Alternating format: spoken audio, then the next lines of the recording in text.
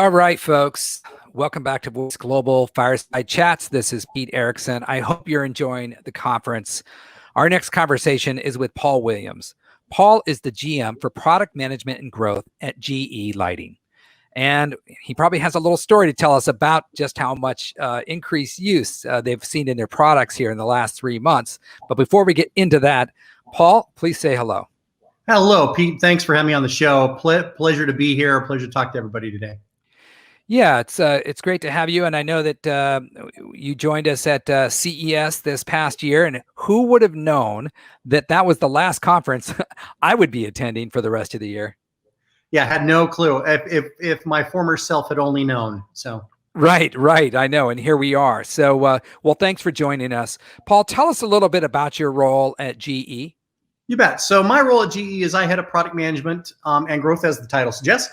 But really, myself and my team, we really look at to see what's going on. What are the trends that are happening? What does the world look like? What's the competitive landscape? And then from there, we come up with great product ideas and then foster those ideas all the way through product ideation, through manufacturing, through engineering, manufacturing, out into the market. We watch them where there are little babies as we watch them out in the market and how they're performing. And then, unfortunately, at the end of that process, you have to say sayonara to them at the end of their life cycle and replace them with other new ones. So right. Well, never-ending process. That product life cycle. Yep. So, well, how have you been doing? I see you're at your home there, and I believe you said you're in the Ohio area. But how's it been going since the lockdown and the work from home thing at GE? So it's been interesting. I would say that it was a big learning experience for us, quite honestly. We've had to rethink about how we interact as teams. I'm on video calls nonstop. That was like a rarity. Occasionally you'd get on a video call. You might share your video every once in a while. It is quite nonstop. I'm on camera almost, 10 hours a day. It's crazy. But what it's really forced us to do is become a lot more communicative, whether that's through email, text, online, through conversations, because we don't have that social interaction where you just walk into somebody's office, have a quick conversation, and then move along. We're having to force those conversations to occur. That said, though, I think we've done a brilliant job of being able to be productive. I think that the interesting part about this, and I'm hearing this from other teams outside of our company as well, and some of the vendors and others that we interact with, is that some companies are finding they're actually more productive in this time period, which has been an interesting, probably the most surprising thing out of this is that this productivity, which is, I look at that as a two-edged sword. I think it's good and bad. We've got people that are spending a lot of time interacting. Like I said, I get up, I'm on, I'm out, I'm off. You don't have that commute. You don't have I entered a building, I exited a building. So you have these natural start and end points to your day. Right. Your day just spreads out through the whole day. Yeah. And I'll find myself at like 9 o'clock at night going, what am I doing? All right. Yes. And so I worry about burning folks out too. Yes. We're very productive, but I worry that people are becoming a little too ingrained in that. And we've got to find this life-work balance, right? So yes, I certainly would agree with you there. And I think that I saw a report that on average, the average person is working 3 hours more per day. And so, the burnout is real. And I think it's really hard to take time away when you're at home all the time. So, speaking of home, your products are smart home products, right? Tell us a little bit about some of the core products that you manage. Yeah, you bet. So we started off with smart bulbs. So we had smart light bulbs. We had a soft white A19. It's your classic shape of light bulb. It looks like exactly like that right there. Right. And then we have a tunable white that allows you to adjust the temperature or Kelvin rating from 2000 to 7000 Kelvin. We have a full color bulb that has 16.5 million colors. I didn't count them myself, so I'm relying on That's a lot of colors. A lot of colors. Right. And then we have strips that are also full color as well, light strips that are LED light strips. We started there, and that's where we kind of started with the smart home and trying to make sure that we had all the right products, all the right solutions there. We then released a line of switches. And so what we looked at is there's an opportunity here for us to have smart switches. So this would go in your wall. Yep. I would take out the existing switcher dimmer that I had in my wall in my house, replace it with one of our switches and dimmers. And now that entire light system becomes a controllable feature.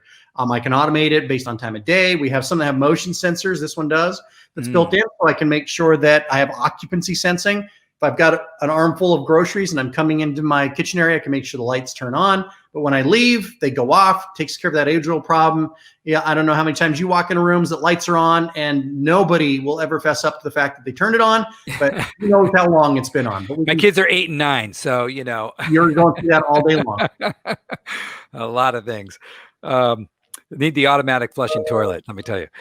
So tell me about usage since the lockdown. What have you seen since since we all had to stay at home? Yeah, it's been very interesting. So and big thing is how that space has changed for the average consumer and for the homeowner. Is you've really changed from this place where I woke up in the morning, I had breakfast, maybe I had it in the car on the way to work, I left work, I came back, I had dinner with the kids, I played around with the family a little bit, and then I went to bed, and that was it. Today, that space is not only serving that functionality, but it's become our primary education space. So we're using an education space.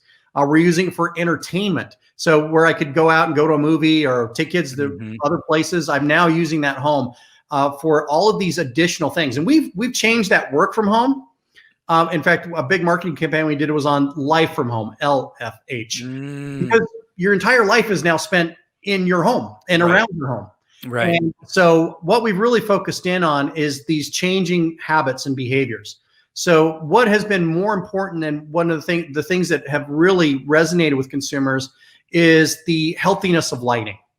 And now that you're spending the time under it, there's a lot of research, which we've done a lot of, and we have a lot of external research that we've brought in that really is, and it's a message we've told before, but it's not been anywhere near as important as it is today, which is this circadian rhythm and the ability to adjust lighting through the day to serve those different needs. In a morning hour, I want to have more blue in the light or a higher CCT rating so that I can get alert. I quit melatonin from being produced so that I'm alert, I'm awake. And that would also go for kids that we're trying to get around it with a lot of confusion going on. We're trying to get them around a table or around a countertop to be able to work on their homework, and having that light that allows them to be more alert is certainly a big part of that. But conversely, I also want to make sure I can get them wound down by the end of the day so I can actually get them to bed. And so then in the evening hours, introducing or taking the blue out of the lighting, introducing a lot more of those yellows and oranges into the color, the lower CCT ratings, I can start melatonin to be produced and create this environment where people are becoming sleepy and get better sleep, quite honestly. And we can automate that. That's the other cool part about it. As a consumer, I don't need to think about it. It needs to be at 4,000 CCT right now, or Kelvin right now, and then I need it at 23 when I'm going to bed. You don't need to think about any of that. We can automate that whole thing. And that's been a big thing for a lot of consumers. That is really eye-opening for me. I have to tell you, we have some smart bulbs in our home and we use them here and there, but I guess I never really thought about the opportunity to really create that smart life home and really help us manage through this, because like you said, it's everything's happening here throughout the day, and having the benefit of light to really help and guide us is something that I don't think I really considered as a consumer. So this is very eye-opening, and I think I'm going to be changing my behavior and getting online and ordering some products. You should. It's very noticeable too. So you've noticed a change in absolutely. Yeah, you can feel it while we were doing it before, because I wasn't under those lights all day long, right? I'd go to office space, I'd go outside, and lots of stuff going on.